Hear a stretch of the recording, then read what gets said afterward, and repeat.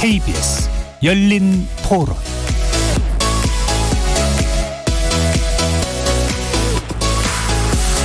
안녕하십니까. KBS 열린 토론 정준희입니다.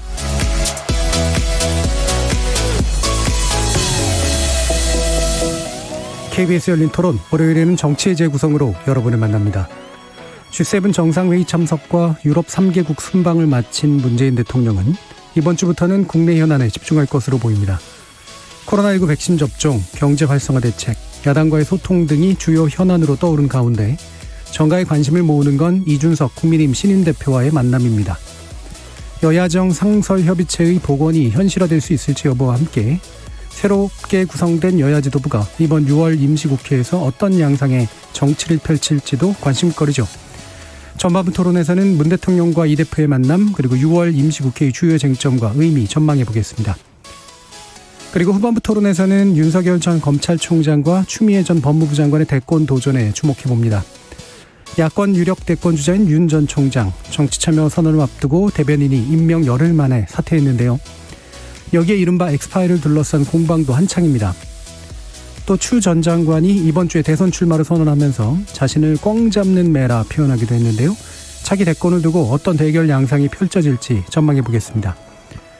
KBS 열린 토론은 여러분이 주인공입니다. 문자로 참여하실 분은 샵 9730으로 의견 남겨주십시오. 단문은 50원, 장문은 100원의 정보 이용료가 붙습니다. KBS 모바일 콩, 트위터 계정 KBS 오픈, 그리고 유튜브를 통해서도 무료로 참여하실 수 있습니다. 시민 논객 여러분의 날카로운 의견과 뜨거운 참여 기다리겠습니다. KBS 열린 토론 지금부터 출발합니다. 살아있습니다. 토론이 살아있습니다. 살아있는 토론, KBS 열린 토론. 토론은 라디오가 진짜입니다. 진짜 토론, KBS 열린 토론.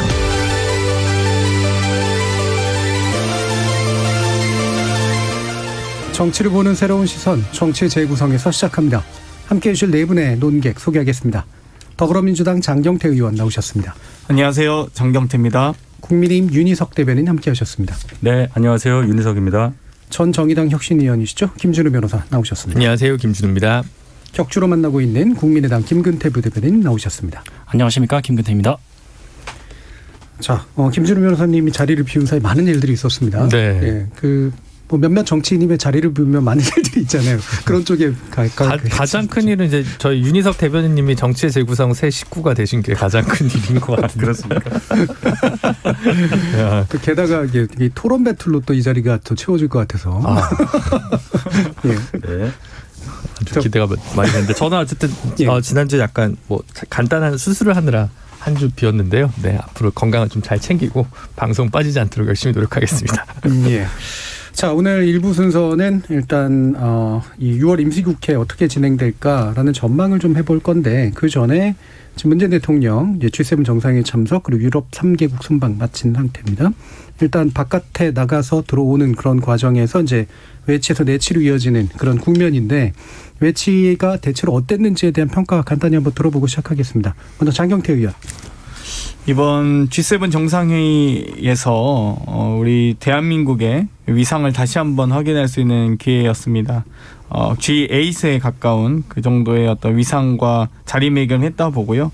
매 회의 때마다 의장국인 영국의 옆자리를 자주 등장하신다든지, 사진 촬영 시의 위치라든지, 또 많은 세계 정상들이 한국의 K방역 성과와 또 빠른 백신 접종 역량에 감탄했다라는 후일담이 전해지고 있습니다. 그만큼 이제 대한민국이 명실상부한 G8 선진국 국가로서 세계에 좀 위상을 떨치고 있다라고 보고요.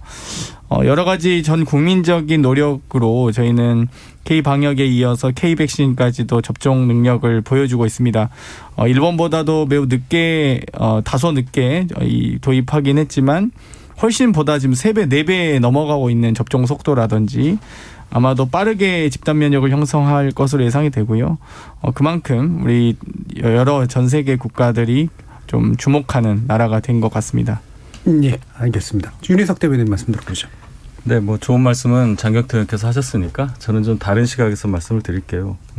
대통령을 대통령의 위상을 높이고 또 국격이 높아가는 것에 대해서 대한민국 국민으로서 싫어할 사람은 없을 겁니다. 근데 이게 K방역, K백신으로까지 연결돼서 우리가 자화자찬을 하기는 조금 사안이 엄중하다 이런 말씀을 드리고 G7 정상회담 참석하셔서 주요국 정상들과 전 지구적 이슈에 대해서 논의하신 것 대단히 훌륭했다고 생각합니다. 그런데 그 후에 오스트리아하고 스페인을 방문하셨는데 이런 의문이 들어요. 기사도 하나 있던데 왜 지금 꼭 그 나라를 가셔야 했느냐. 그런 생각은 아마도 하셨을 분들이 많이 계셨으리라고 봐요. 시급하고 중대한 전략적 이익이 그 나라들에 있었느냐.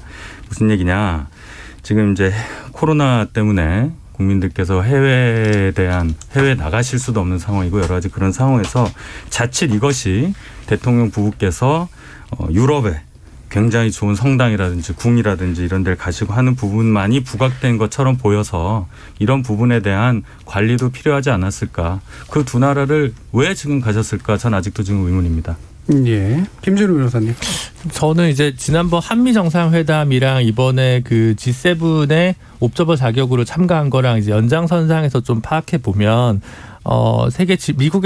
미국이나 뭐 유럽에서 새로 제기하는 그 질서, 뭐 소위 D10이라고 하는 질서 속에서 한국의 위상이나 역할 이런 것들이 이제 크게 대두받고 있는과 동시에 그럼 이제 중국과의 조금 더 긴장 관계 속에서 한국의 외교가 균형 외교의 시험대에 다시 한번 이제 오르게 된 부분에 대한 그 긴장이 계속 살아있는 국면이 돼 있는 거 아닌가라는 생각이 들고요. 그래서 상대적으로 높아진 위상만큼 주어진 과제도 또한 만만치 않겠다. 그렇게 보는 것이 좀 맞다고 생각을 하고요. 이제 어쨌든 나라의 국격이나 스케일이 커질수록 응전해야 되는 도전 과제는 더 늘어나는 거니까 뭐 그게 꼭 부정적인 의미에서의 과제나 뭐 그런 건 아니라 하더라도 어쨌든 그건 분명한 것 같습니다. 그리고 뭐 특별히 이제 그 굉장히 그 타이트한 일정 속에서 다녀온 것 같고요. 이게 뭐 굳이 이렇게 외유성 순방이라고 생각되지는 않습니다. 어쨌든 코로나 시국에서 스페인 같은 데서 국빈 방문 초청을 이제 한 것이기 때문에 사실 뭐 본인들이 그냥 와서 외유 이렇게 가는 건 아니잖아요. 이게 아마 오래전부터 잡혀 있던 일정 속에서 부득이하게 이제 깔려 있던 일정이라고 생각돼서 뭐 그렇게까지 보여지는 거는 근거 없는 비판 아닌가라는 생각이 좀 들고 뭐 항상 임기 말에 5년 단임제 대통령의 해외 순방에 대해서는 뭐가 뭐 이런 시선이 한국에 전통적으로 있는 건 사실입니다. 그거는 그거는 항상 있는 건 사실인데 그게 그러다 보니까 오히려 외교가 연속적이지 되지 못하거나 이제 외교가 힘이 빠지는 것이 오히려 우리 국정이나 현재 헌정 질서 구조의 어떤 구조적 제약의 문제이지 뭐 개별 대통령의 뭐 문제다 이렇게 얘기하기 좀 어렵지 않나 싶습니다. 네. 예, 김기태 부대변인.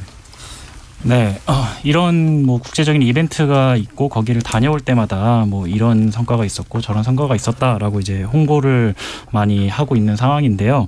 근데 과연 그것들이 실질적인 결과물들이 있는 것인가에 대해서는 계속해서 좀 의문이 있는 지점이 있는 것 같아요. 그리고 이제 물론 그런 부분들을 이제 높게 평가하고 국내적으로 어떤 국민들에게 자부심을 이제 또 고취시키는 그런 부분들도 필요하지만 좀 그런 부분들이 너무 과하지 않는가라는 생각을 합니다. 그리고 그렇게 과하게 이루어지는 과정에 있어서 사실 외교적인 결례도 있었죠. 이번에 그 국가 정상들이 이렇게 무대에 올라와 있는 사진을 남아공이었죠. 남아공 대통령의 사진을 이렇게 자르는 경우도 있었고. 그리고 이제 오스트리아 국기를 뭐 독일로 이렇게 독일 국기로 잘못 오기한다거나 그리고 사실 장경태 의원님께서 G8의 위상 뭐 이렇게 말씀을 하셨는데 이런 부분들에 있어서 사실 같이 이제 그 G7 메인 국가들이 아니라 초청받은 국가 나머지 인도, 호주 이렇게 이런 국가들에 대해서 영국령이라는 이유로 사실상 대한민국이 G8의 위상을 갖는다라고 이렇게 홍보를 했단 말이에요. 이런 부분들은 사실 다른 국가들에게 있어서 결례로 비춰질 수 있는 부분도 분명히 있다라고 생각을 합니다. 그래서 그런 부분들을 너무 이제 국내 정치에 활용하는 부분에 집중을 하면서 좀 그 밖의 것들을 놓치고 있는 건 아닌가 하는 우려 섞인 그런 시각이 있습니다. 네, 알겠습니다. 첫 번째 그냥 여는 토론이었기 때문에 더 구체적으로 이어가지는 않겠습니다. 네, 적어도 확실한 건 참 보는 눈이 다르구나라는 그런 생각이 확실히 좀 들고요. 여기서 보는 눈은 뭐 해석의 문제도 있지만 이제 우선순위 그러니까 주요하게 바라보는 어떤 측면이 확실히 좀 다르구나라는 생각이 좀 듭니다. 자, 그러면 이제 국내로 좀 돌아봐서요. 지금 이준석 시민 대표하고 대통령이 이제 만나게 될까? 만나게 되면 어떤 형식이 될까? 이것이 이제 지금 현재 궁금증인데, 일단 이 부분은 뭐 정보를 가지신 분이 있으실지는 모르겠습니다만 어떻게 추진되고 있는지 한번 이번에는 국민의힘 의견부터 한번 들어볼까요? 윤희석 대변인. 뭐 정보가 있는 건 아니고요. 네. 이준석 대표의 얘기를 들어보면 뭐 참석 인원이라든지 또 형식이라든지에 대해서 그냥 열어놓은 상태인 것 같아요. 그렇다면은 제가 생각할 때 이철희 정무수석과의 소통이나 이런 진정 과정을 볼 때 굉장히 빠른 시일 내에 이루어지지 않을까 생각하고, 초청 형식이라든지 뭐 예를 들어 단독 회담이 될지 그 부분은 뭐 청와대에서 결정할 일이겠지만 뭐 두 분만 말씀하시는 그림이 제일 좋아 보이지 않을까 이런 생각이 듭니다. 두 분이라는 건 대통령과 신임 대표와의 만남이 네. 왜 그게 제일 좋다고 생각하세요? 일단은 이준석 신임 대표라는 분이 헌정사에 처음으로 있는 가장 젊은 야당, 제1야당의 대표가 된 마당에 그런 형식적인 측면, 좀 나이 차가 많이 나는 대통령과 제1야당 대표가 만나는 그 순간 거기서 무슨 일이 일어나는가, 국민적 관심을 모을 수 있는 사안에서 단 두 분만이 포커스가 맞춰주는 게 좋겠죠. 그리고 또 여러 가지 대비되는 일들이 많이 있을 거예요. 이준석 대표는 아시다시피 여러 이슈에 대해서 굉장히 정확하고 명징하게 답을 하잖아요. 예. 또 여러 사안에 대해서 문재인 대통령과 시각이 많이 다른 부분이 있을 겁니다. 명확하게 대비되는 그런 소위 말하는 영수회담, 이 명칭이 맞는지는 모르겠는데 이 명확하게 뭔가가 나올 수 있는 정말 의미 있는 영수회담이 될 가능성이 크니까 예. 그런 차원에서 1대1 단독 회담으로 가는 게 청와대 입장에서도 나쁘지 않을 걸로 보입니다. 국민의 입장에서 훨씬 더 좋을 것 같긴 한데요. 저희요? 예. 그 이벤트잖아요. 사실 상당 부분은 방금 국민적 말씀하신 관심을 끌어두는 입장에서는 뭐 더할 나위 없이 좋죠. 예, 알겠습니다. 그러면 어떻게 보세요, 장근태 의원? 아마도 이제 이철희 정무수석과 이준석 대표와의 관계가 일정한 신뢰 관계가 있기 때문에 뭐 논의하는 과정은 뭐 이 불편함은 없을 거라고 예상합니다만, 뭐 시기만큼은 어떤 국내 현안들의 어떤 일정의 정리 작업이 있고, 또 지금 이 21대 국회가 국회에서도 지금 내일부터 대정부 질의가 시작하거든요. 그러다 보니까 아마 여러 가지 어떤 현안들에 대한 정부에서의 논의들, 그리고 그 질문에 대한 답변들 를 바탕으로 해서 회담이 될 것이라고 예상하고요.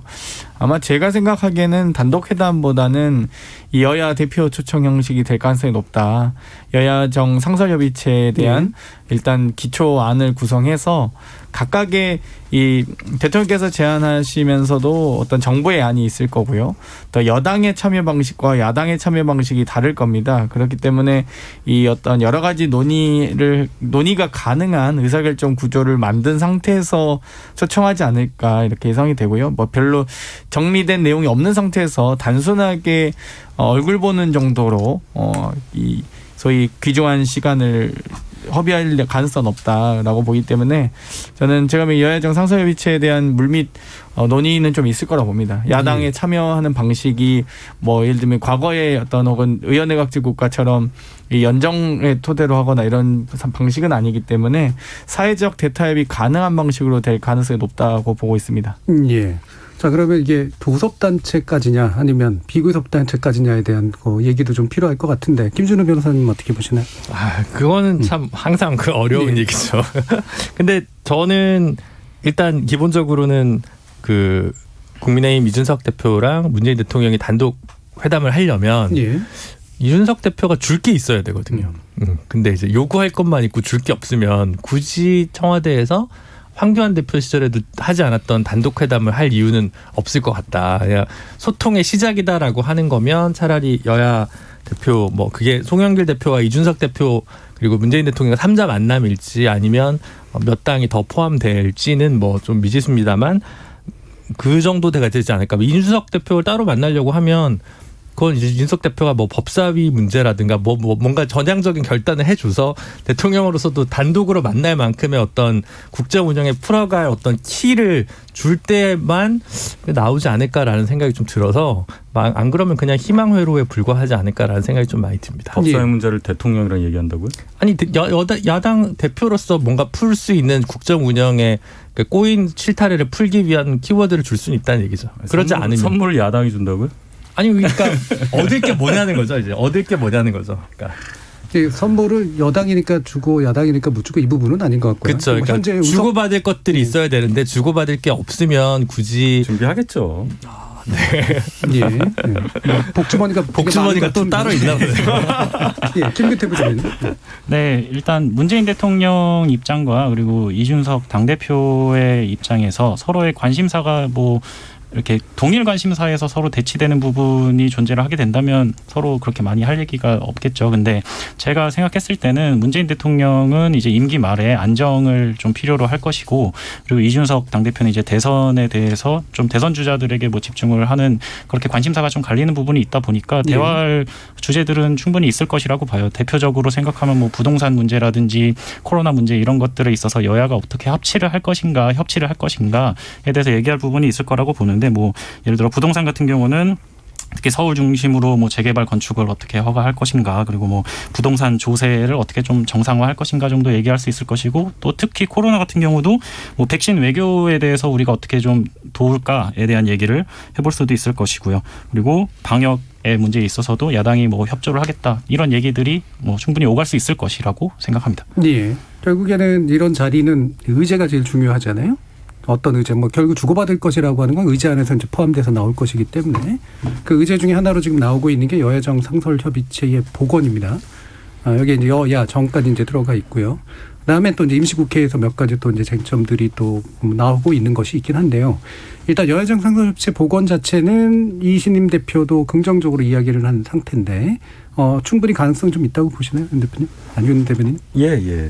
뭐 지금 이 상황에서 여야정 상설협의체가 갖는 의미에 대해서 그걸 부정적으로 볼 이유는 전혀 없고요. 네. 문제는 이철희 수석도 이런 얘기를 했어요. 임기가 얼마 남지 않았기 때문에 빨리 해야 된다. 그래서 이 얘기는 역으로 생각하면 임기가 얼마 남지 않은 정권이 추진하는 여야정 상설협의체가 갖는 의미가 과연 그렇게 클까가 하나 있고요. 두 번째는 이걸 안 해본 게 아닌데 우리 헌법상의 구조상 여야정 상설협의체가 정말로 의미 있는 결론을 내릴 수 있고 민생에 영향을 끼칠 수 있을 만한 뭔가를 내놓을 수 있는 구조가 정말 되느냐. 그냥 여야정 상설협의체 오늘 한번 했다, 만나서 회의했다, 사진 찍었다 이 정도에 그치지 않고 의미 있는 뭔가를 내놓을 수 있는 구조가 될 수 있는가에 대해서는 저 개인적으로는 의문을 갖습니다. 예. 김진우 변호사님. 그렇죠. 지금 딱히 보이지 않아요. 왜냐하면 부동산 종부세 문제도 민주당 안에서도 논란 되게 많지만 어쨌든 완화하기로 민주당 알아서 꺾은 거 아니겠습니까? 그럼 사실은 국민의힘 입장에서는 손 안 대고 코 푼 격인데 사실 이게 약간 그런 부분들이 좀 있거든요. 그러니까 둘이 교집합이 될 부분들은 이미 알아서 국회에서 정리가 되고 있는 부분이 있기 때문에 여야정 협의체를 다시 복원했을 때 물론 이제 만나면 자주 만나고 지금 국회가 1년째 정상이 아니기 때문에 어떤 형태로든 소통 채널을 복원했으면 날 수 있는 어떤 케미스트리는 분명히 있을 거라고 저는 생각합니다. 근데 당장에 눈앞에 떠오르는 현안 문제나 그게 아니더라도 물밑에 있는 많은 민생 쟁점들이 속도감 있게 좀 붙을 수 있는 부분은 분명히 있을 거라고 생각을 하거든요. 그러니까 지금은 그게 꼭 여야정 협의체가 있고 없고의 차이라기보다는 여야 자체의 소통 자체가 좀 막혀 있는 부분에 대한 활로랄까 그런 경로로서 지금 이 시기에 집권 말이지만에도 불구하고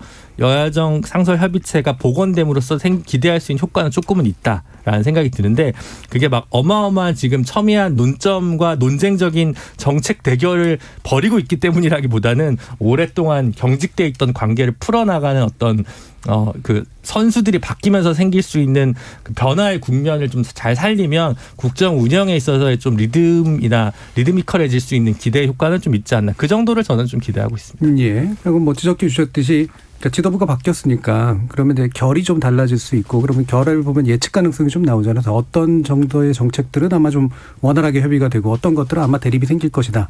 이런 이제 어떤 차이들이 좀 보일 수도 있을 것 같은데 관련해서 또 장경태 의원님 말씀 한번 들어보죠. 뭐 임기가 1년이지만 1년이어도 할 게 많습니다. 불과 저희가 한 달인가 이제 벌써 2달 전만 해도 이 서울시장, 부산시장을 우리가 선거를 하면서 임기 1년이어도 할 수 있는 게 많다고 많은 분들이 또 특히 국민의힘에서 주장하셨는데 서울시장, 부산시장 임기 1년보다 더 대통령 임기 1년은 훨씬 더 막강하다 말씀드리고 싶고요. 여러 가지 아마 여야정 상설협의체가 운영이 되게 되면 여러 가지 뭐 국정 기조에 대한 어떤 방향이라든지 강도 이런 부분에 대한 일정한 보완과 수정이 이루어질 가능성은 좀 있다. 그렇게 보고요.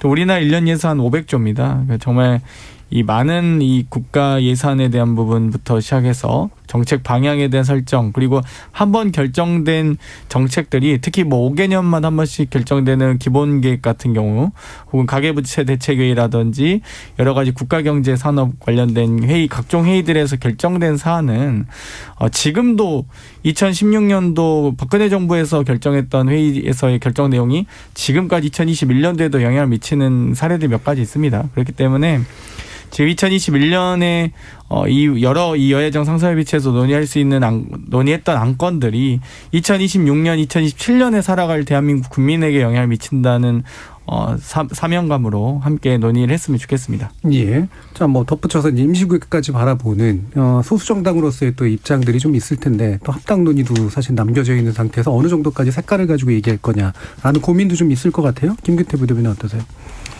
네, 그래서 아까 말씀드렸다시피 민생 현안에 대해서 대화할 주제들은 충분히 많이 있을 거라고 봐요. 예. 그리고 사실 지금 이제 국민적으로 어떤 정치적인 스탠스에 대해서 좀 분열의 정도가 굉장히 극심한 것으로 저도 생각을 하고 있습니다. 그래서 정치인들 입장에서 좀 그런 부분들에서 협치의 모습을 보여준다라고 하면은 좀 국민들의 피로감도 덜어줄 수 있을 것이라고 생각은 하지만 서로의 어떤 의견만 제시를 할 뿐 어떤 합의점이 도출되지 못할 가능성도 크다고 봐요. 그래서 그런 부분들이 어떻게 진행될지는 좀 지켜봐야겠습니다. 지금 2797님이 G7 정상회의 참석이나 한미 정상회담에 대한 평가가 너무 박하다고 생각합니다. 잘한 거 잘했다고 칭찬해줘야 되지 않을까라는 의견 주셨고요. 이동관 님이나 원수인 님이 비슷한 의견 주셨는데 1대1 만남보다는 각 당 대표 모두와 만나는 것이 아무래도 나을 것 같습니다라는 또 그런 의견들이 있네요. 그럼 더 나아가서 이제 임시국회 지금 아마도 손실보상법 그다음에 그러니까 그것하고 또 연결된 이제 추가경정 예산이 이제 핵심적인 것 중에 하나고요. 또 논란이 되고 있는 게 수술실 CCTV법인데 이제 이준석 대표 같은 경우는 좀 약간 유보적인 그런 입장을 좀 보인 상태입니다. 이런 것들이 이제 지금 어떻게 그 국회 안에서 협의될 수 있을지 이건 장경태 의원 전망하시는 부분을 좀 얘기를 들어보죠. 정말 이 손실보상법에 대해서는 많은 또 이 정말 심도 깊은 논의가 있었고요. 아마 산자위에서도 오랫동안 이게 시간을 끌어온 법이니만큼 아마도 크게 쟁점이 없을 것이라고 예상했는데 또다시 반대 의견이 나와서 대단히 안타깝습니다. 국민의힘의 최승재 의원님 같은 경우도 뭐 열심히 뭐 노력을 하신 걸로 알고 있고요. 저희 더불어민주당의 민병덕 의원님을 비롯한 여러 이 손실보상에 관련된 안들을 제시했었고 어렵사리 지금 뭐 두텁게 또 넓게 그리고 실제 행정명령으로 인한 이 영업 제한 등의 어떤 이 행정명령으로 인한 피해를 받으신 분들에 대해서 보다도 넓게 좀 지원하고자 노력하고 있는데 이 부분도 가급적이면 여야가 정말 이 코로나 손실에 피해받은 이 소상공인 자영업자 중소기업 등을 위해서 함께 합의 처리하는 아름다운 정치를 좀 보여줬으면 좋겠다라고 말씀드리고 싶고요. 수술실 CCTV 같은 경우는 정말 이 뭐 마취 상태에서 무방비 상태로 놓일 수밖에 없거나 혹은 수술실 내에서의 여러 어떤 폭력적 상황에 놓일 수도 있는 이 그런 의료인들을 좀 보호하는 법입니다. 그렇기 때문에 이 과정에서 뭐 여러 가지 뭐 아주 디테일로 들어가면 뭐 논쟁이 좀 있을 수 있는데요. 뭐 의사들의 치료하는 뭐 개인정보라든지 프라이버시가 있지 않느냐라는 의견도 있으신데 그건 뭐 해상도를 낮춘다든지 여러 가지 기술적으로 가능한데 굳이 저는 이렇게 쟁점이 없는 또 혹은 국민들께서 모두가 거의 대부분이 바라고 계신 이런 법들은 가급적이면 이번 달 임시국회에서 좀 처리됐으면 좋겠다 이렇게 제안드리고 싶습니다. 예, 지금 국민의힘 쪽에서는 어떤 의견이신가요? 손실보상법에 대해서는 말씀을 제가 다 동의하고요. 수술실 CCTV법에 대해서 좀 말씀을 드리겠습니다. 장경태 의원께서 말씀하신 부분 해상도를 낮출 수 있는 부분 그것도 뭐 신박한 아이디어 같아요. 예, 프라이버시를 저만 해도 제가 만약에 수술을 받는데 제 수술 부위가 영상 자료로 남는 것에 대해서 굉장히 거부감이 들 것 같은데 예를 들어 뭐 해상도를 낮춘다 그것도 가능할 수도 있는 얘기입니다. 근데 이게 좀 아쉬워요. 국민 80% 정도가 찬성한다고 해서 그것을 법 통과의 논거로 든다는 것은 굉장히 그것은 비약이 심한 것이다 생각합니다. 그렇다면 전문가의 검토라든지 각계각층의 의견을 들을 필요가 없는 거예요. 문제는 CCTV를 달므로써 의사분들이 주장하는 얘기들을 더 생각을 해야 되고 또 수술받는 제가 아까 말씀드렸던 그런 부분에 대해서도 더 충분한 고려가 있어야 된다는 얘기지 이것을 반대한다는 의미로 저희가 또 이준석 대표가 얘기한 거라고 생각하지 않습니다. 더 숙고를 해야 할 상황이고 이런 정도의 사회적 이슈가 있는 것에 대해서 말씀하신 국민 대다수가 원한다든지 이런 얘기는 조금 설득력이 떨어지지 않을까 이렇게 생각합니다. 예. 좀 윤 대변인께서 신박합니다는 표현을 쓰셨는데 젊은 분들은 외라 나이 든 분들이 자기들 쓰는 말 쓰는 거 보면 되게 싫어한다고 하더라고요. 원래 제가 얘기할 때 하세요? 김태우 대변인. 네. 일단 뭐 수술 CCTV 같은 경우는 이재명 지사와 이준석 대표 간의 어떤 의견 대립이 있었다라고 볼 수도 있는데요.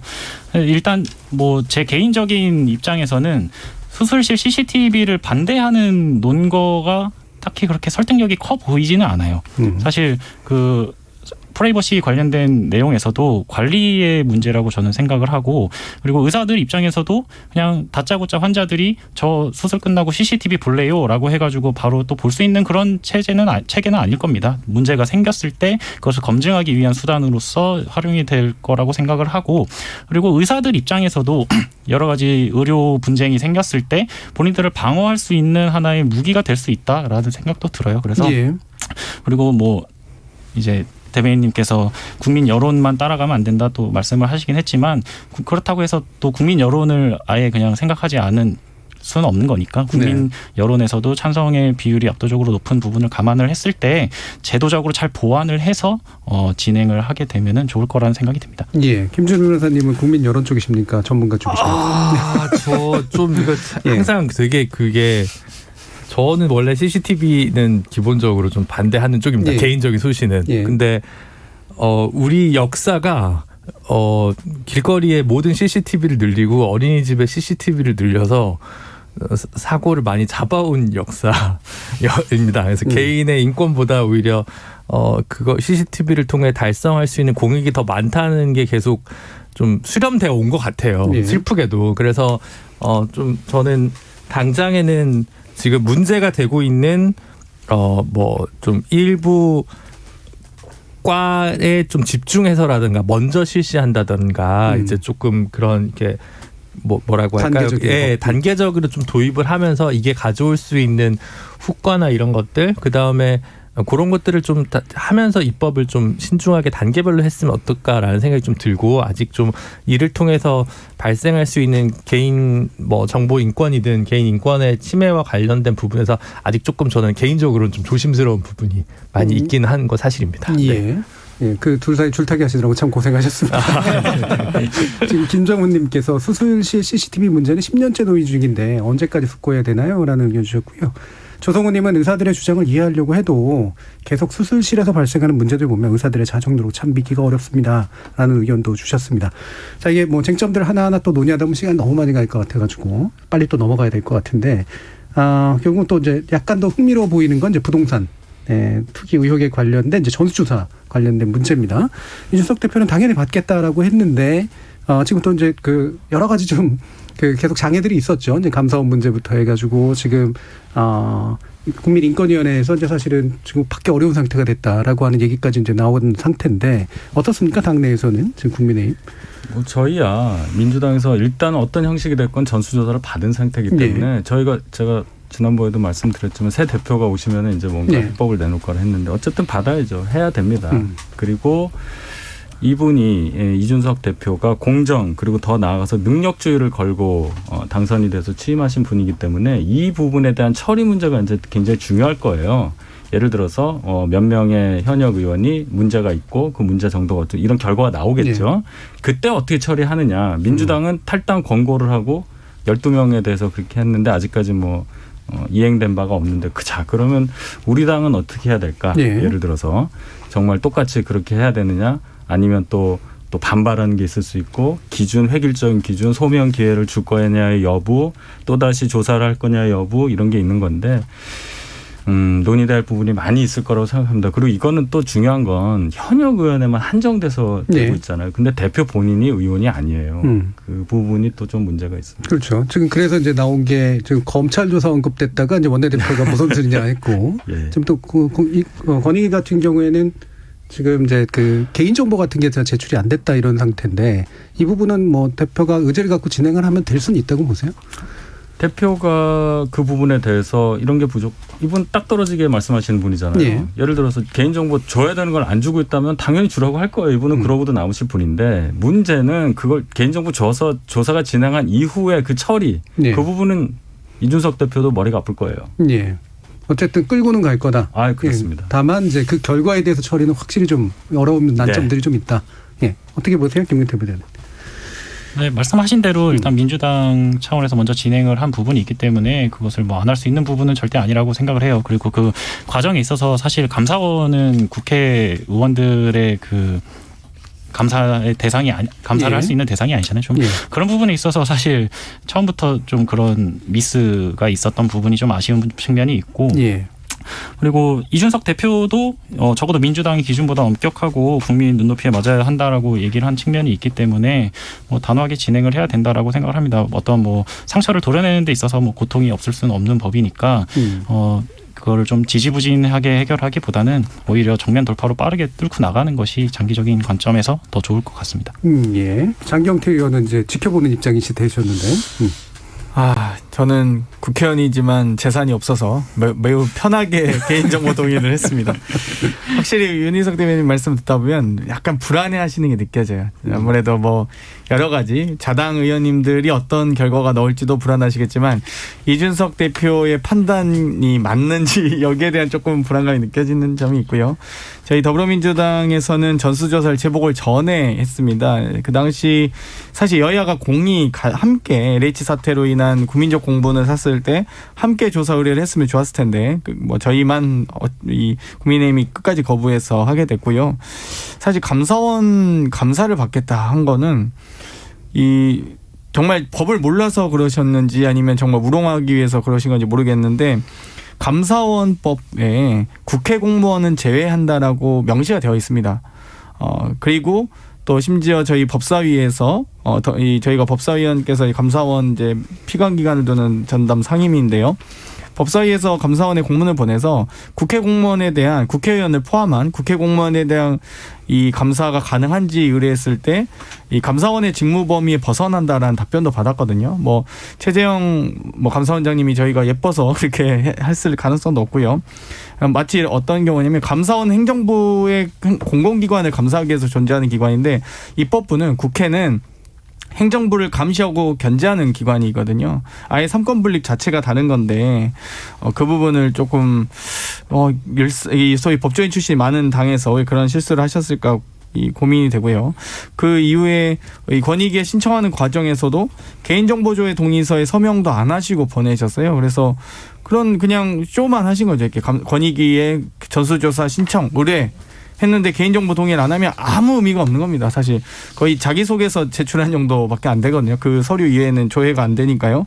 그렇기 때문에 이번에 좀 이 권익위 조사를 통해서 좀 제대로 조사를 받으시길 바라고 아마 저도 조금 이 국민의힘 의원님들의 여러 가지 토지 소유 내역을 좀 조사한 적이 있는데 참 아마 깜짝 놀라실 겁니다. 아마 좀 저도 그 부분은 걱정이 되고요. 저희 여러 가지 출당 조치에 대해서 많은 국민들께서 뭐 응원도 해주시는 것도 잘 알고 있습니다만 저는 조금 다른 방법을 썼으면 어땠을까 네. 이렇게 생각합니다. 오히려 단순하게 출당하고 수사기관에서 알아서 수사받아 와라 하고 하기보다는 이 즉각적인 특수본을 포함한 여러 수사기관에 저희 당 차원에서 수사 의뢰도 하고 또 무기한 소명될 때까지 무기한 당원권 정지를 했으면 어땠을까. 그렇게 하면서 이 당에서 소속된 의원들에 대해서 좀 더 책임 있는 모습을 보였으면 어땠을까라는 아쉬움이 들고요. 아마 이 부분은 또 소속 의원에 대한 출당 문제는 의총을 거쳐야 되기 때문에 아직 저희가 저번 주에는 부동산 관련된 세제개혁 관련된 의총을 했고요. 아마 차근차근 의총 의제가 선정되는 대로 해 나갈 예정입니다. 예. 지금 김준우 변호사님 가기 전에 잠깐만 윤희숙 대변인 잠깐 거쳐서 한번 갈까 싶은데요. 그러니까 지금 이제 지적을 해주신 부분이 사실 시간이 지나면 이게 안 되거나 아니면 문제가 있는 게 드러나잖아요. 그러니까 감사원 문제도 그렇고 뭐 검찰이나 권익위 문제도 그렇고 약간 이제 시간 끌기처럼 비치는 게 결코 이렇게 좋아 보이진 않는데 이게 이제 몰라서 그러는 걸까요? 아니면은 뭐 다른 이유가 있다고 생각하세요? 저희가요? 예. 시간 끌어서 좋을 게 없다는 거는 저희가 더 잘 알고 있어요. 예. 그렇죠. 아까 지금도 장경태 의원께서 저희 당 토지 소유에 대해서 나름 조사를 하신 듯하고 또 거기에 대해서 많이 놀라실 거라고 걱정을 해주셨는데 제가 현역 의원이 아니어서 말씀을 못 드린 게 참 한스럽습니다. 문제되는 부분이 있겠죠. 그렇죠. 민주당에도 있었고 저희 당에도 있을 수 있다고 봐요. 근데 이것을 언제까지 감출 수 있겠어요. 조사 안 받고 시간 끌기 옛날 같은. 그래서 지금 걱정하시는 부분이 이게 그래서 유야무야 되지 않을까 이런 말씀으로 들리는데 그러게는 안 할 겁니다. 제가 볼 때는 이미 국민의 의식이 높고 의식 수준이 높고 국회의원들도 그걸 털고 가야 되겠다는 생각을 많이 갖고 있어요. 물론 땅을 많이 갖고 계시거나 뭔가 문제가 있는 분들은 속으로는 무슨 생각 하실지는 모르겠지만은 이걸 어떻게 피할 수 있겠어요. 그렇죠? 네. 그래서 이거는 어떤 식으로든 적어도 민주당이 했었던 방식 수준 그 정도까지는 저희가 할 거다. 그렇게 하지 않으면 저희 당이 쏟아질 비난을 감당할 수 없어요. 네. 저희 지지 기반이 새로 뭐 이대남이 됐던 2030이 됐건 들어왔다고 저희가 지금 뭐 평을 하고 있는데 그거 언제 금방 그 지지가 사라질지 모르는 상황에서 부동산 문제를 가지고 다른 것도 아니고 그걸 저희가 시간을 끌어서 이거를 뭐 위기를 모면하려고 그런 생각하지 않습니다. 네. 그래서 뭐 제가 여쭸던 건 사실 할 것 같은데 빨리 하는 게 확실히 더 도움이 될 텐데 왜 그러고 계실까라고 하는 그런 부분이었고요. 자, 김준우 변호사님.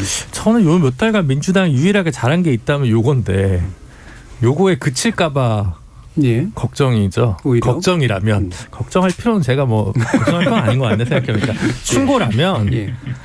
압도적으로 많은 지방의원 숫자를 가지고 있습니다. 그걸 전수조사를 해야 돼요. 그리고 내년 지방선거 공천 기준과 관련해서 부동산을 관련해서 굉장히 엄격하게 잣대를 하겠다. 예. 그렇게 민주당이 부동산 문제와 관련해서 기득권에서 벗어나고 새로운 당으로 우일신하겠다는 메시지를 줘야 됩니다. 예. 서울시 의원 120명 중에 110명 정도가 민주당 소속이에요. 서울시 의회를 탈탈 턴다는 건 민주당이 털린다는 얘기입니다. 네. 경기도 의회도 130명 중에 한 120명 정도 민주당 소속일 겁니다. 이거 전수조사하면 민주당이 털린다는 얘기입니다. 그걸 각오하고 저는 오히려 읍참마속을 할 때 12명의 국회의원 뭐 이걸로 끝날 문제가 아니라 더 가야 겨우 지금 뭐 흩어져 있는 민심을 잡을 수 있을 거라고 생각을 하거든요. 근데 거기까지 지금 못 가는 것 같아요.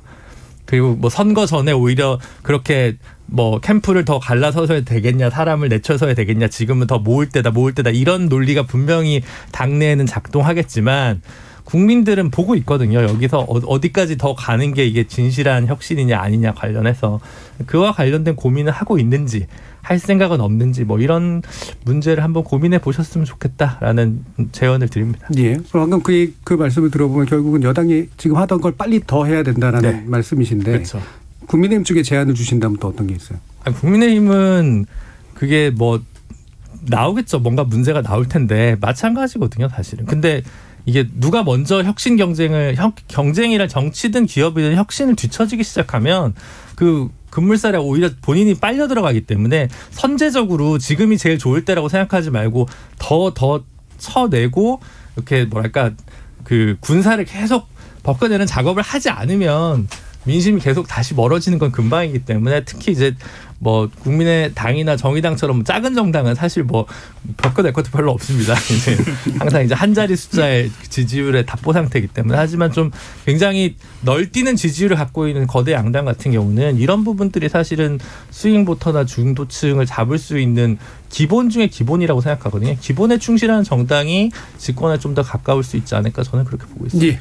자, 그러면 이제 국민의당과 국민의힘 문제로 일부 뭐 마무리한 얘기를 좀 더 나눠볼까 하는데요. 지금 김기태 부대변인께서 신무협상단 일원으로 이제 들어가 계신 거로 알고 있는데 당명 변경 논의 이게 핵심입니까 아니면 어떻습니까? 어느 정도 수준의 협상 안건인가요? 그러니까 당명에 대한 얘기는 사실 이 통합의 형식에 대한 문제예요. 본질은 사실 이게 주호영 대표와도 얘기를 했을 때 당 통합의 원칙을 지키자라는 얘기가 오갔었는데 근데 이제 사실 형식상으로 당명이 바뀌지 않으면은 흡수 통합으로 이렇게 인식이 되고 예. 이제 당명이 바뀌었을 때 좀 이제 당대당 통합으로 인식이 되는 측면이 있기 때문에 이 부분에 대해서 우리가 논의가 필요한 것은 사실입니다. 그래서 양측 모두 좀 실리적으로 접근할 수 있는 부분이 충분히 있을 거라고 생각을 하고 거기에 있어서 이제 협상단이 대화를 이끌어 나가야겠죠. 예, 신임 대표가 이제 이준석 대표로 된 것이 장애가 된다고 생각하세요? 아니면 더 좋다고 생각하세요?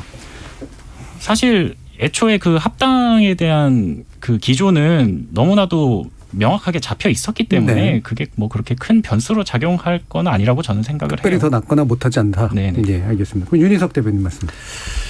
실리를 말씀하셨는데 통합하면 물론 좋죠. 근데 거기에서 이제 국민의힘과 국민의당 당명을 바꾸자는 얘기는 이렇게 생각을 해요. 굳이 당명 변경을 그동안 지금까지 해온 거의 대부분의 이유는 신장 개혁을 하기 위해서 간판 바꾸는 역할을 많이 했잖아요. 잘 안 나갈 때 뭔가 문제가 있었을 때 새로 창당하는 식으로 해서 새로운 이름으로 당 이름을 바꾸면서 뭔가 국민들에게 새롭게 어필하는 그런 상황인데 지금 뭐 외람된 말씀이지만 저희 국민의힘 같은 경우는 지금 소위 말해서 잘 나가고 있어요. 지지율이 높아지고 굳이 당명을 바꿔서 또 헷갈리게 할 필요가 있느냐는 얘기를 진짜 합니다. 실리적으로.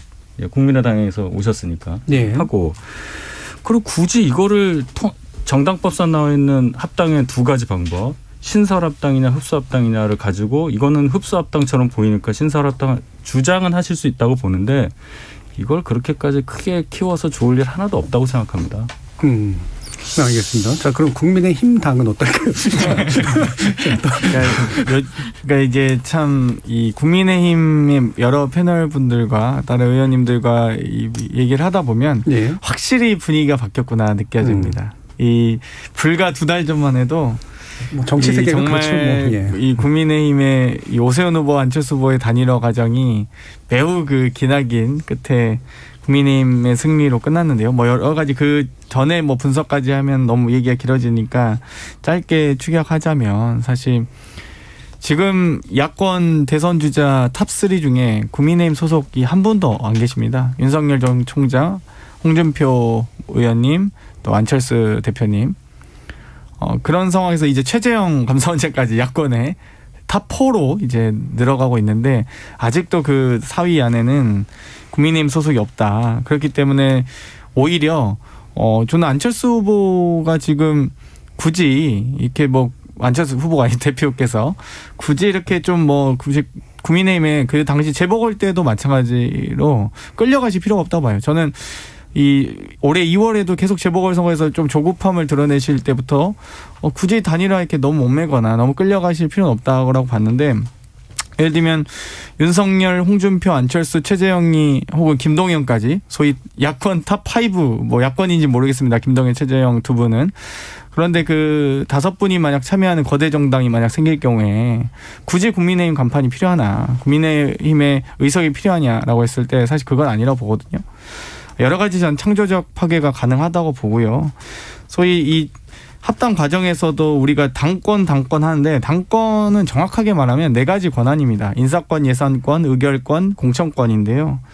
이 지도부 구성부터 시작해서 의사결정 구조라든지 당내 집행 구조, 또 조직 구조, 기층 단위의 여러 가지 조직까지 다 통합 논의를 하려면 지금 제가 보기엔 국민의당은 이 갈등이 표면화되는 건 이름으로 나타나는 것뿐이지 내용은 그 밑에 있다고 봐요. 사실 디테일에 뭐 다 악만 디테일에 있다고 하듯이 사실 뭐 국민의당이 국민의당 이름 쓰고 싶어서 저러겠습니까? 국민의힘이 조금 더 내려놨으면 좋겠다. 저희도 이 민주당과 그 소위 새정치 추진위원회 그 당시 5대5 통합할 때 거의 지도부와 여러 의사결정 구조로 5대5로 줬거든요. 새정치민주연합 탄생할 때 여러 그 정말 뼈를 깎는 노력을 했습니다. 그런데 또 불구하고 국민의힘은 전혀 그럴 의사가 없어서 좀 저도 안도의 마음이 들고요. 어찌되었건 너무 이 안철수 대표를 몰아붙이기만 안 하셨으면 좋겠다. 지금 재보궐 때도 사실 안철수 대표와 오세훈 시장이 지지율 격차 엄청 났습니다. 근데 이제 끝까지 나경원 후보도 꺾고 하면서 오세훈 소위 국민의힘 후보가 돼서 단일할 땐 또 얘기가 달라지듯이 아마 이번에도 그런 효과를 노리시는 것 같은데 너무 몰아세우지 마시고 너그럽게 또 여유 있는 마음으로 보여주셨으면 좋겠습니다. 예, 장경태 의원께서 굉장히 여유 있으면서도 너그러우면서도 굉장히 구체적인 이야기를 많이 주셨는데 잘하라고 하는 건지 아니면 아닌지는 잘 모르겠습니다. 근데 제가 볼 때는 김준우 변호사님은 확실하게 컨설팅 해주실 것 같아요. 당명 개정과 관련된 것은 이제 국민의 당에서 내세울 수 있는 가장 큰 협상의 지렛대일 것 같다는 생각이 네. 많이 들고요. 그게 이제 실리적으로 예를 들면 보수정당의 중도에 있던 안철수 후보가 바로 몸을 실기에는 명분이나 내부의 지지층을 규합하는데 좀 부족한 면이 있기 때문에 일정한 신설 합당 방식이 아니면 좀 설득하기 어렵다는 얘기도 충분히 말이 된다고 생각을 저는 합니다. 그래서 그 주장이 무리한 주장이라고 생각하진 않고요. 또 우리 장경태 의원께서 말씀해 주셨듯이 또 아주 강력한 조직은 있지만 강력한 대선 후보는 부재한 국민의힘이라는 여건도 있기 때문에 그 주장은 할 법은 한데 이제 뭐 시간적인 문제라든가 뭐 여러 가지 문제들이 있으니까 협상의 여지가 그러니까 당명 개정이 협상의 모든 것을 좌우지할 것이라고 저는 전혀 생각하지 않고요. 정의당 같은 경우도 중간에 한번 그 외부의 그 다른 진보 세력이랑 합당을 하는 과정에서 1년 후 뭐 당명 개정을 하기로 한다 이런 식으로 협약을 맺고 이제 합당 형식을 취했던 적이 있었거든요. 그래서 그거는 혹시 정치의 세계에서 유연한 협상의 그 어떤 메뉴 속에 있다고 저는 생각이 들고 그래서 그걸 내세우는 것 자체를 무리하다고 생각하진 않지만 그것만 목매일 거라고 생각하지도 않아서 그냥 지켜보면 될 문제다라는 생각이 많이 듭니다. 알겠습니다. 생각보다 맹숭맹숭한 이야기가 나와서 강 건너 불보듯 하시는 것 같습니다. 예. 자, 그러면 1부는 좀 생각보다 좀 길게 갔는데요. 이 정도 논의로 마치고요. 바로 곧이어 2부 후반부 토론에서 대권 도전한 분들에 관련된 이야기 몇 가지 핵심적으로 좀 나눠보도록 하겠습니다. 지금 여러분은 KBS 열린 토론과 함께하고 계십니다. 토론이 세상을 바꿀 수는 없습니다. 하지만 토론 없이 바꿀 수 있는 세상은 어디에도 없습니다.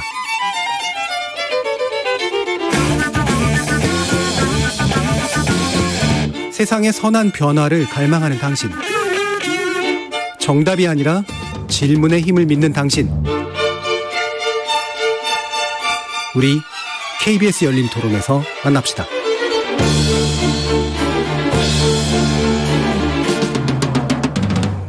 KBS 열린 토론 정치의 재구성 함께하고 있습니다. 국민의힘 윤희석 대변인, 전 정의당 혁신위원 김준우 변호사, 국민의당 김근태 부대변인, 더불어민주당 장경태 의원 이렇게 네 분과 함께하고 있습니다. 자, 2부 논의 첫 번째는 윤 총장에 관련된 이야기인데요. 여러 가지 일들이 지금 나오고 있습니다. 드디어 대변인 공보 담당자를 임명했는데 불과 얼마 안 지나서 사퇴를 하게 되는 상황이 왔고요. 게다가 이제 엑스파일 논쟁이 좀 벌어지면서 국민의힘에 들어가느냐 마느냐의 문제까지도 굉장히 좀 골치 아파진 이제 그런 상태인데, 물론 지금 이게 이제 그 야권의 가장 강력한 대선 주자로 이제 꼽히는 윤 총장의 정치 일정에 실제로 문제가 생긴 것이지 않냐 판단하는 게 좀 이르긴 합니다만 어느 정도 좀 짐작을 해보긴 해야 될 것 같거든요. 이 부분은 다시 김준우 변호사님 말씀부터 한번 들어볼게요.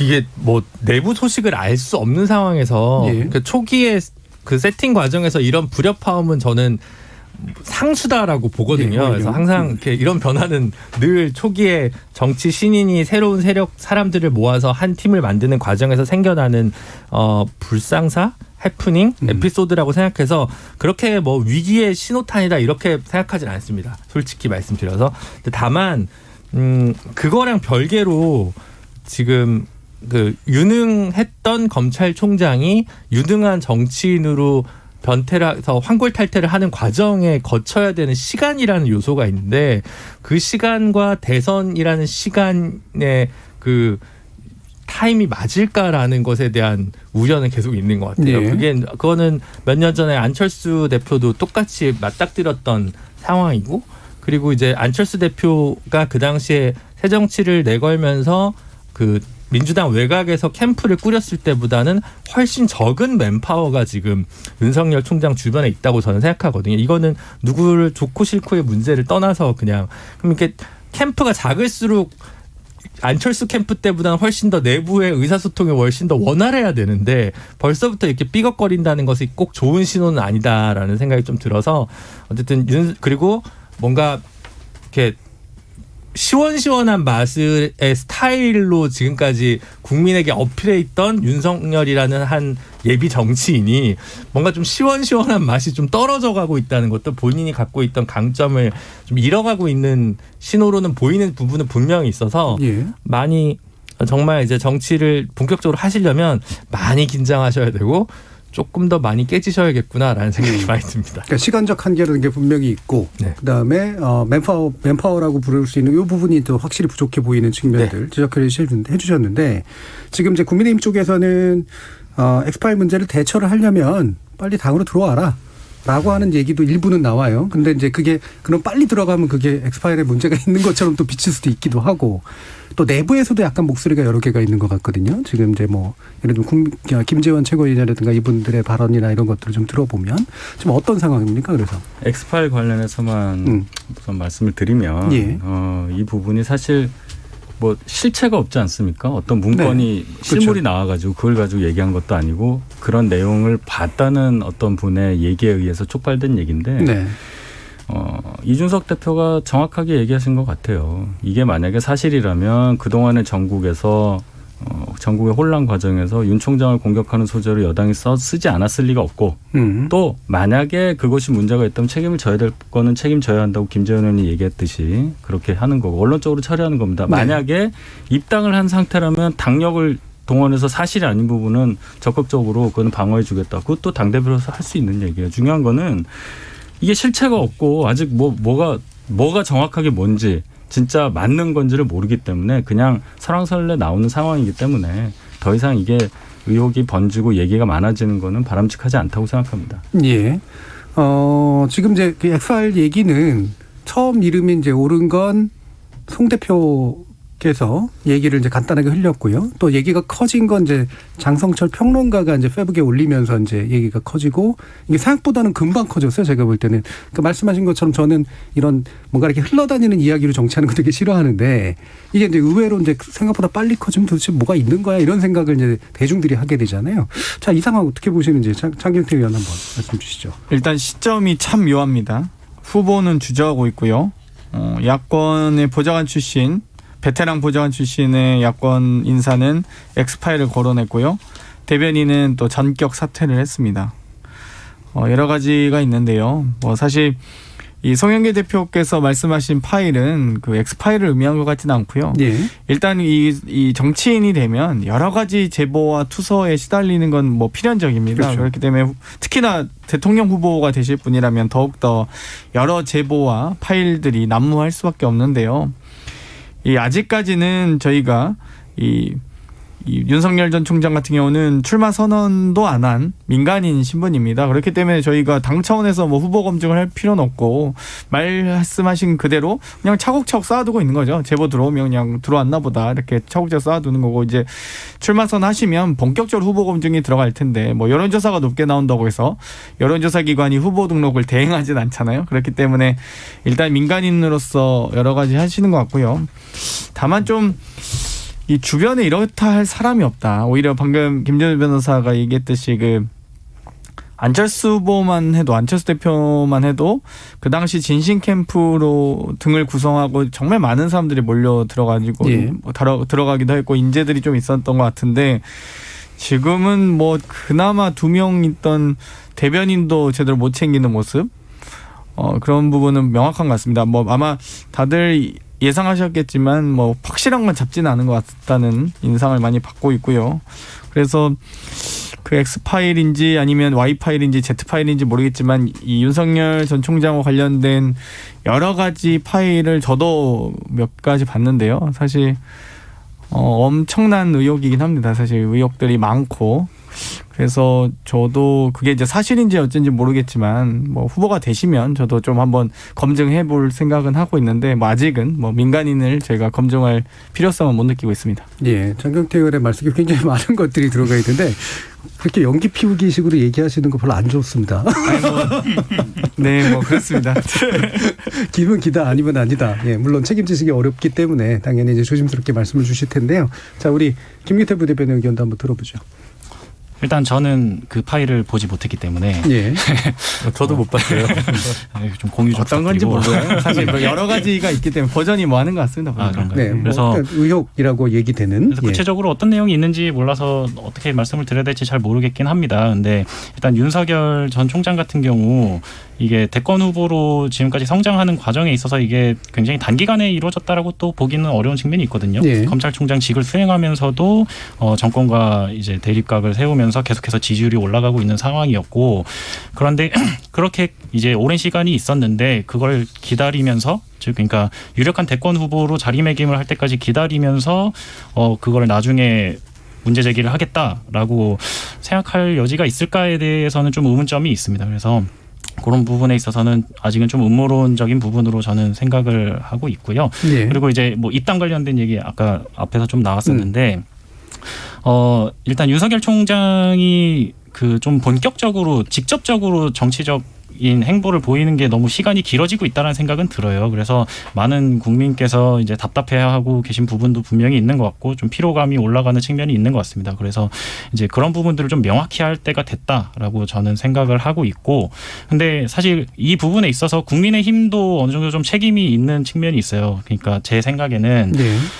과연 국민의힘이 내가 저기에 들어가서 동지로서 이 정치를 함께 하면은 좋겠다라고 생각할 만한 모습을 보여주지 못했기 때문에 계속해서 망설임이 있는 측면이 있다고 보여지거든요. 이거는 네. 국민의 당 입장에서도 사실 우리가 어느 정도 뜻을 같이 하는 부분이 있지만 굉장히 그 한마디 한마디의 워딩 이런 부분들에 있어서 좀 매니지먼트가 필요하지 않는가라는 생각을 하고 있습니다. 뭐 이준석 대표의 뭐 윤석열 총장에 대한 뭐 아마추어 발언이라든지 또 최근에는 대권 주자로 이제 출마 선언을 하신 하태경 의원 같은 경우도 안철수 대표는 과거형 인물이다 뭐 이런 얘기들을 하시는데 좀 그런 부분들에 있어서 우리가 함께 갈 수 있는 여지를 더 축소시키는 게 아닌가 하는 생각이 있습니다. 예. 그럼 솔직하게 국민의 당 입장에서 윤 전 총장이 국민의힘으로 빨리 들어가는 게 좋으세요? 아니면은 좀 더 이렇게 나중에 외곽에서 같이 있다가 이렇게 딱 뭐 합당을 하거나 뭐 이런 게 좋으세요? 결을 맞추는 게 좋죠, 당연히. 대화를 통해서 예. 보다 어떻게 하면은 더 확장성을 유지를 하면서 우리가 네. 대선을 준비할 수 있을까에 대해서 준비를 하는 게 필요하다고 봅니다. 네, 빅텐트 쪽을 일단 최대한 크게 치는 게 좋다. 네, 뭐 그게 밖에서 뭐 합쳐서 같이 들어가건 아니면은 뭐 누가 먼저 들어가서 함께 우리 해보자 해서 이렇게 또 들어가건 뭐 형식적인 부분은 다양한 선택지가 있을 것 같고 예. 중요한 거는 보다 좀 대화 채널이 빨리 열려서 원팀의 가능성을 최대한 빨리 확보하는 것이 중요하다고 생각해요. 네. 그럼 다시 윤 대변인께 지금 이제 어쨌든 계속해서 얘기가 되고 있는 게 국민의힘이 이제 최근 이제 굉장히 상승세에 있는 건 맞고 정당 지지율도 꽤 많이 높아졌잖아요. 그래서 말 그대로 잘 나가는 이제 그런 상태인데 막상 이제 그 자기 후보가 없다라고 하는 또 결정적인 약점사에서 고민하게 되는 그런 상태일 때 지금 이제 윤 전 총장과 함께 지금 이제 안철수 대표의 문제도 있고요. 그다음에 지금 이제 감사원장, 그다음에 전 부총리에 관련된 이야기들이 나오면서 이게 다 야권 후보군으로 되고 있단 말이에요. 이 상황이 좋은 상황입니까? 어떻습니까? 현황만 얘기하셔가지고 예. 당신 당은 국회의원이 100명이나 있고 제1야당인데 왜 빅5 안에 드는 뭐 빅4 안에 드는 대선 후보가 없냐로 얘기하시면 그 죄송합니다라고 말씀드릴 수밖에 없어요. 근데 조금만 시간을 넓혀 보시면 예. 지금 인구에 회자되는 뭐 윤석열 총장이라든지 뭐 지지율 1위라고 지금 돼 있잖아요. 또 뭐 최재형 감사원장이라든지 뭐 김동연 부총리라든지 이런 분들이 어디를 오고 싶어 하느냐 물어보면 100이면 100 다 제1야당 국민의힘에 오시고 싶어 한다고 다들 그냥 전제를 깔고 기사를 쓰고 얘기를 합니다. 언제든지 입당 가능한 상황이라고 볼 때 지금 당적을 갖고 있는지 여부, 밖에 계시냐의 여부가 그렇게 큰 의미가 있느냐. 저는 그걸 좀 반문을 하고 싶어요. 그게 지금 얘기거리가 될 상황이냐. 대선이 얼마 안 남았기 때문에. 금방 드러날 일이잖아요. 방금 전에도 김근태 부대변인 말씀하셨지만은 윤석열 총장 들어오도록 왜 말을 좀 곱게 안 쓰냐는 얘기인데 불과 한 일주일도 안 된 얘기예요. 그 얘기가. 곧 들어오실 거예요. 아마 제가 볼 땐 들어오고 싶어 한다면. 근데 못 들어온 사정이 있겠죠. 네. 또 저희도 그런 밖에 계신 분들 유능하시다고 인정받는 대권 후보로서 충분히 역량을 검증받을 수 있다고 믿어지는 분들이 들어오실 수 있도록 저희도 노력을 하는 거 아니겠습니까? 그래서 안에 계신 분들하고 그야말로 치열한 경쟁을 통해서 국민들께 신임을 얻는 것 그 과정 그 과정을 향해서 가고 있는 그런 중입니다. 네, 제가 뭐 여쭸던 건 대선 후보가 왜 없냐라고 질타하는 분인데 플랫폼 정당을 지향하고 계시니까 어쨌든 대선 후보들이 모일 수 있는. 근데 이게 굉장히 이질적인 여러분들께서 이제 몸을 기탁하실 그런 정당으로서 어떤 준비를 하고 계시냐 이제 이런 쪽에 좀 마음에 가까웠는데요. 한번 장경태 의원 말씀 한번 들어보죠. 그 네. 국회의원이 국회의원이 많은데 대선 후보가 없냐 이런 말씀은 아니었고요. 그냥 저희도 예를 들면 이 소위 이재명, 이낙연, 정세균, 추미애 후보님 뭐 아직 출마 선언 안 하셨습니다만 4분 중에 국회의원은 1명밖에 없습니다. 이낙연 대표님. 마찬가지로 저는 국민의힘의 국회의원님들뿐만 아니라 다양한 많은 또 주자들이 있을 수 있다. 혹은 또 있을 수 있는데 왜 그렇게 하지 않느냐 이제 이런 부분이 좀 안타깝게 말씀드린 거고요. 또 한편으로는 글쎄요. 그 최재형 감사원장님이 진짜 정치를 하실지는 모르겠는데 저는 이 대한민국의 소위 수사기관 혹은 사정기관의 장이 퇴임과 동시에 혹은 퇴임 직후에 바로 정치권에 들어가는 거는 대단히 좀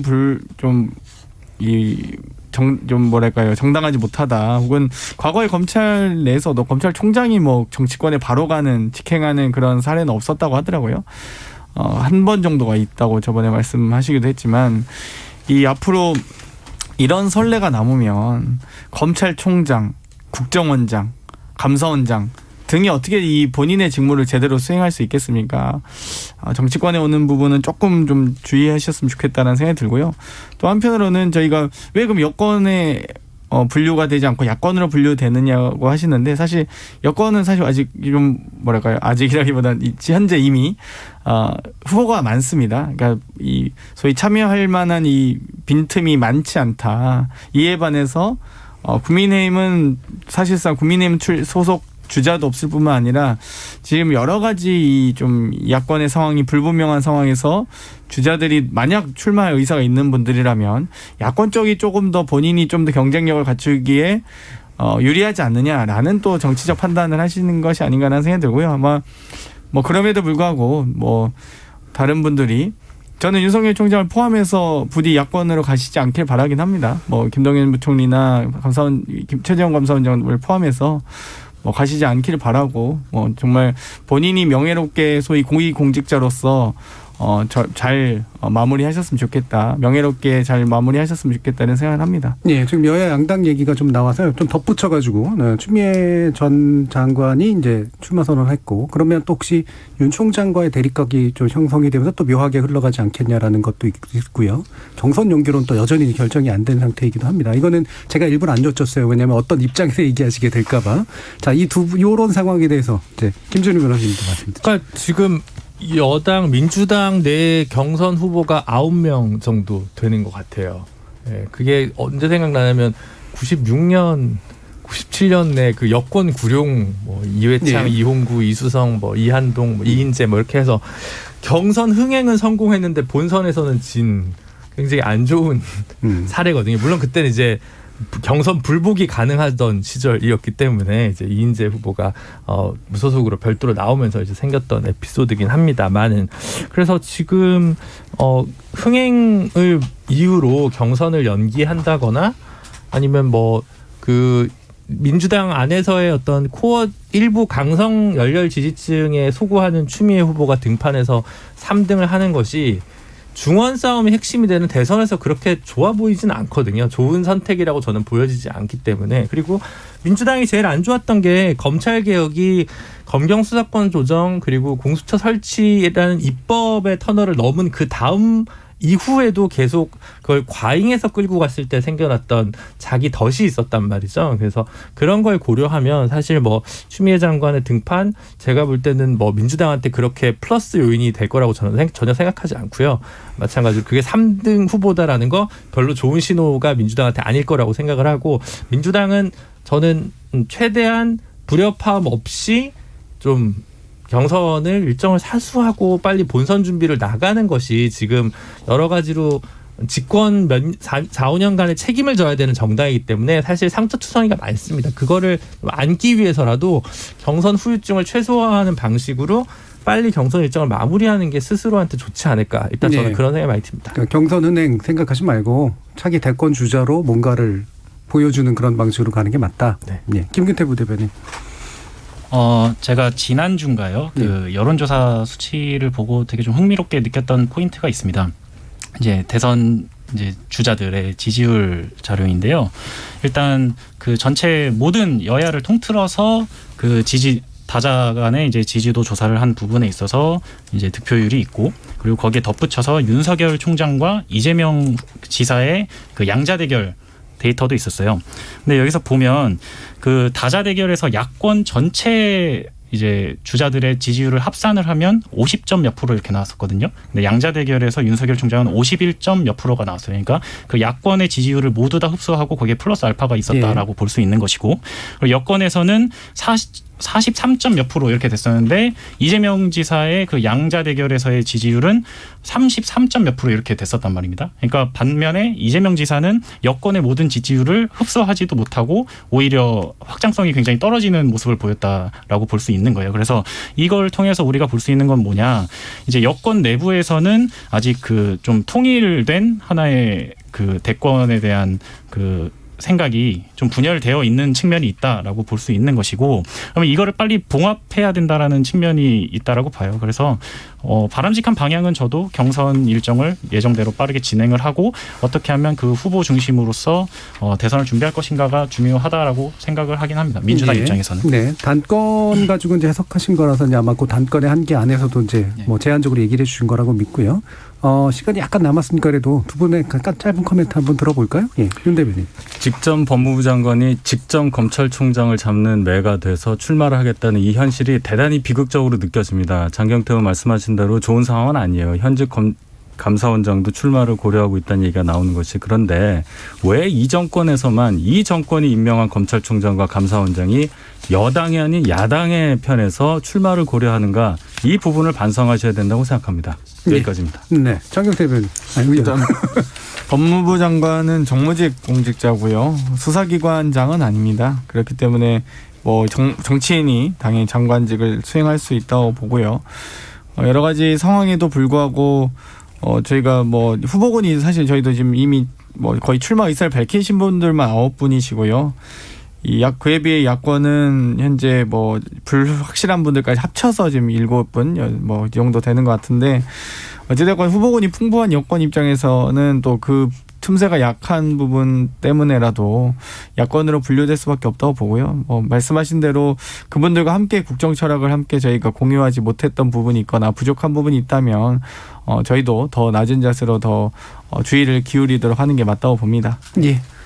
지금 4716님께서 윤 총장 인기 투표에서 1등한 거지 고건 전 총리나 반기문 사무총장처럼 고심하면 후보 문제는 현명하게 접을 거라 여겨집니다. 인기 투표가 될 거는 다른 문제라고 봅니다. 오예수님은 아무리 싫어도 검증 가능한 팩트 나오기 전까지는 중립 끼워 넣겠습니다라는 또 그런 의견도 주셨습니다. KBS 열린 토론 정치의 재구성, 그럼 이것으로 모두 마무리하겠습니다. 오늘 토론 함께해 주신 국민의당 김근태 부대변인, 전 정의당 혁신위원이셨던 김준우 변호사, 국민의힘 윤희석 대변인, 그리고 더불어민주당 장경태 의원, 네 분 모두 수고하셨습니다. 감사합니다. 감사합니다. 국어 교과서에도 실린 이육사의 시 광야의 마지막 구절에는 백마 타고 오는 초인이 등장합니다. 여기서 언급된 초인이 종교적 의미의 구세주인지, 아니면 철학자 니체가 말했던 모든 인간적 한계를 극복한 존재인지, 혹은 각성한 민초들의 역사적 진전인지 모르겠습니다만, 세상을 바꿀 정치가란 특별한 능력과 운명을 갖고 태어나기보다는 때로 시궁창과도 같은 현실과 함께 자라나는 것임에도 우리는 종종 어지러운 세상, 혼란한 정치를 바꿔줄 초인과도 같은 인물을 기대하는 경향이 없진 않죠. 물론 영리한 대중은 언제든 버릴 수 있는 도구로 불러세운 것인데 스스로를